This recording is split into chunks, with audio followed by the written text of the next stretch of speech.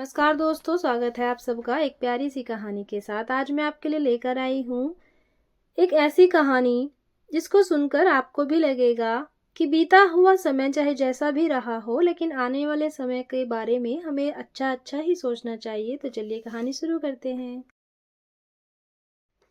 मैं सुशीला छोटे से शहर की एक लोअर मिडिल क्लास परिवार की बेटी हूँ। मेरे पिताजी ने बड़ी मुश्किलें से हम 3 बहनों को बड़ा किया है। फिर परिवार पर दबाव होता है, समाज का, शादी का, तो पिताजी ने मेरी शादी करवा दी। शादी हुई। मेरे पति आनंद का घर भी बहुत छोटा था। वो भी छोटी सी एक प्राइवेट नौकरी करते थे। वो ट्रक ड्राइवर थे। माल लाने ले जाने में अक्सर वो दूर दूर जाते थे। 2-3 दिन तक वो घर से बाहर ही रहते थे। आनंद के माता पिता और एक बड़ी बहन थी। बड़ी बहन की शादी तो हो गई थी, लेकिन कुछ मनमुटाव के चलते वो अब हमारे साथ ही रहती थी। सही बात तो मुझे नहीं पताई, लेकिन मैंने ज्यादा पूछा भी नहीं। मैं अक्सर घर में रहकर घर का काम किया करती थी। इतना मुश्किल नहीं था, क्योंकि काम तो मैं मेरे घर भी किया करती थी और पति भी अच्छा था। मुझे लगा कि अब इस घर से मेरा भाग्य जुड़ गया है, लेकिन मैंने जो सोचा था वो नहीं हुआ। शादी के ठीक 6 महीने बाद ही मेरे पति का एक्सीडेंट हो गया। जैसे ही यह खबर आई, मैं तो जैसे बेसुध होकर जमीन पर गिर पड़ी और जब मैं होश में आई तब तक सब हो चुका था।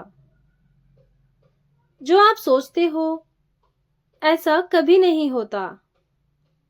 परिवार में एक ही बेटा हो और वो भी चल बसा, तो सोचो उस परिवार का क्या हो रहा होगा। मैं अभी भी उनके घर में थी और जैसे कि होता है, ताने शुरू हो गए हैं कि मैं इस घर के लिए शुभ नहीं हूं, मैं अशुभ हूं। मेरी क्या हालत है मैं बता भी नहीं सकती। मेरे आंसू रुकने का नाम नहीं लेते। कुछ समय के बाद घर में खाने की भी समस्या होने लगी। उनके पिताजी की पेंशन से इतना सब नहीं हो पाता था, तो मुझे मेरे पीहर वापस भेज दिया गया। मेरे माता पिता भी अब बहुत परेशान थे। एक बार मेरी शादी के बाद वो अब मेरी छोटी बहन की शादी के लिए रिश्ता ढूंढ रहे थे, लेकिन अब घर में वापस मेरी शादी की बात होने लगी। अब वो मेरी दूसरी शादी कराना चाहते थे। मेरी दूसरी शादी की मेरे मन में सवाल कई आए कि क्यों अब मुझे शादी करना चाहिए? क्या मैं अब अकेले नहीं रह सकती? आखिर क्यों मेरे माता पिता मेरी फिर से शादी करने की बात कर रहे हैं? मुझे दूसरी शादी करनी भी चाहिए या नहीं? इतनी तो मैं काबिल हूं कि अपना पेट भर सकूं। यह बात मेरे मन में चल रही थी और यह बात मैंने मेरी माँ से की। वो बोली,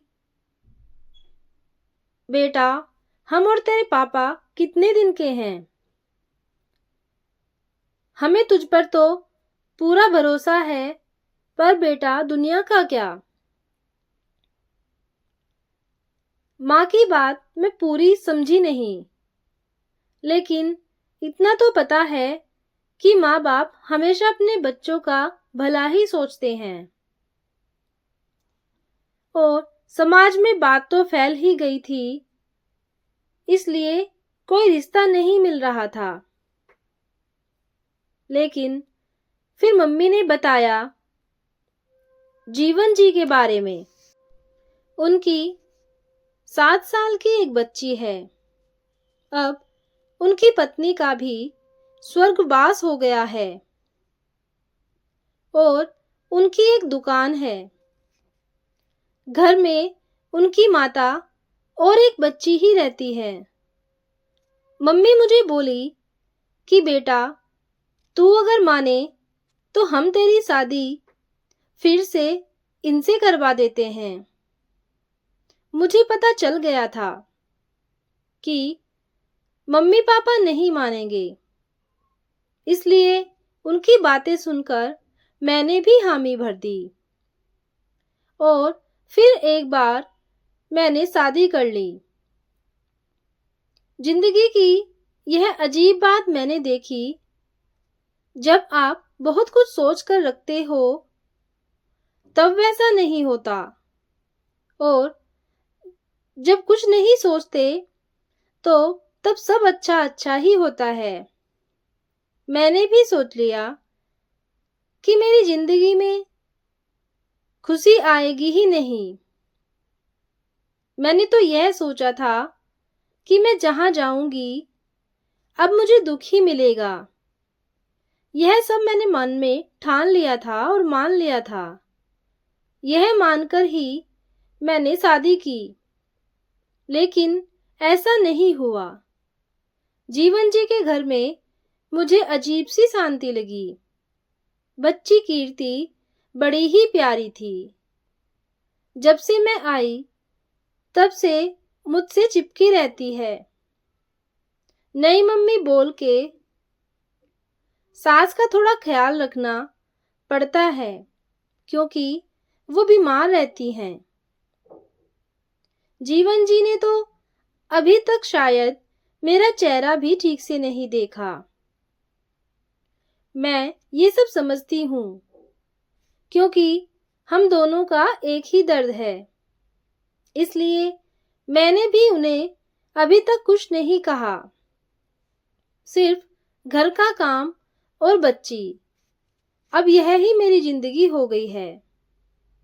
समय में बड़ी ताकत होती है। समय सबसे बड़ा मरहम है। धीरे धीरे वह सब कुछ ठीक करता रहता है। जाने वाले याद तो आते हैं, लेकिन समय फिर हमें भरता है। अब मेरी दूसरी शादी को 2 साल हो गए हैं और अब मेरी 2 बहनों की शादी अब होने वाली है।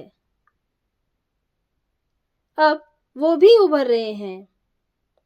जिंदगी फिर पटरी पर आ रही है।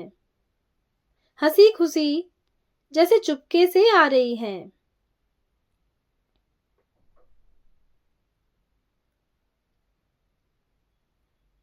दोस्तों, जो होना होता है उस पर हमारा कोई जोर नहीं होता, पर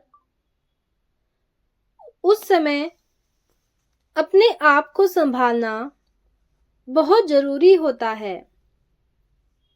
आप बस आगे बढ़िए, क्योंकि जिंदगी और भी मौके देती है खुश रहने के लिए। अभी इस समय बुरा हो तो सब कुछ खत्म हो गया ऐसा न सोचिए। पन्ना पलटिए और आगे देखते जाइए, जरूर कुछ अच्छा होगा। तो दोस्तों, ये थी एक प्यारी सी कहानी। उम्मीद है आप सबको पसंद आई होगी। अगर पसंद आए तो एक लाइक जरूर करना और कहानी को पूरा सुनने के लिए धन्यवाद।